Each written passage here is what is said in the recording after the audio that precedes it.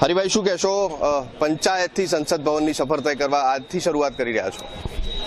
ગઈકાલે મહેસાણા લોકસભાને વિસ્તારની તમામ પ્રજાજનોના આશીર્વાદથી હું આજે દિલ્હી જવાની મને આજે મોકો મળ્યો છે અને અમારે દિલ્હીથી તેડું આવ્યું છે એ પ્રમાણે આવતીકાલે અમારે દિલ્હી પહોંચવાનું છે. અમારું ત્યાં રજીસ્ટ્રેશન ને બાકીની પ્રક્રિયા, પાર્ટી મિટિંગ ને બધું બાકીનું શરૂ થવાનું છે. ત્યારે મેં અહીંયા હું મહેસાણામાં રહું છું, નજીક તો મારું સ્ટેશન પણ નજીક છે, એટલે મહેસાણા રેલવે સ્ટેશનથી આજે રાજધાની જવાની મેં પસંદગી કરી છે. શરૂઆત મારા શ્રી ગણેશ દિલ્હી જવાના રેલવે દ્વારા મેં કરી રહ્યો છું. શું સૂચના આપવામાં આવી છે દિલ્હીથી તાત્કાલિક જે અસરથી તમામ સાંસદોને બોલાવવામાં આવી રહ્યા છે?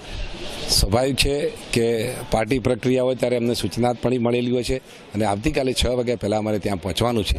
અને અમારા ગવર્મેન્ટ તરફથી પણ જે અમારું રજીસ્ટ્રેશન પ્રક્રિયા છે એની પણ સૂચનાઓ મળી છે અને અમારા લાયસન્સ ઓફિસરને બધા અમારી સાથે સંપર્કમાં છે. અમે ત્યાં જઈશું એટલે અમારી રજીસ્ટ્રેશનની બધી પ્રક્રિયા થશે અને પાર્ટી મિટિંગો પણ થવાની છે.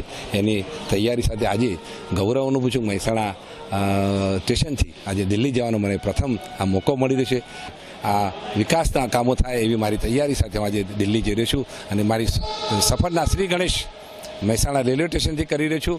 અને આપણે કહ્યું એ પ્રમાણે પંચાયતથી પાર્લામેન્ટ સુધી જવાની વાત હોય ત્યારે વિશેષ આનંદ હોય છે.